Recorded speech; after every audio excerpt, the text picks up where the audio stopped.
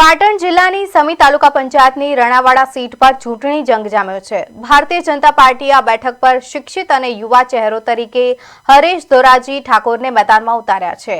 હરેશ ઠાકોર હાલ રણાવાડા, દાદર અને શેરપુરા જેવા ગામોમાં ખૂણે ખૂણે ફરીને વિકાસ અને શિક્ષણના મુદ્દે મતદારોના આશીર્વાદ મેળવી રહ્યા છે।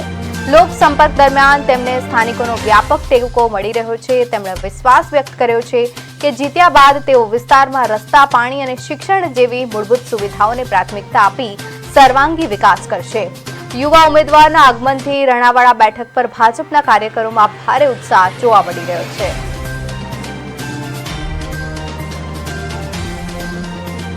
રણાવાડા 13 એમાં ગામમાં આવતા શેરપુરા, રણાવાડા, દાદર મારા પુત્ર હરેશ ધીરાજી ઠાકોરને ટિકિટ મળવા બદલ મોદી સાહેબનો, મુખ્યમંત્રી સાહેબનો, વિશ્વકર્મા સાહેબનો ખૂબ ખૂબ આભાર અને 3 ગામ લોકોનો ખૂબ ખૂબ આભાર। અમને ટિકિટ ફાળવી 3 ગામનો દિલથી ખૂબ ખૂબ આભાર માનું છું।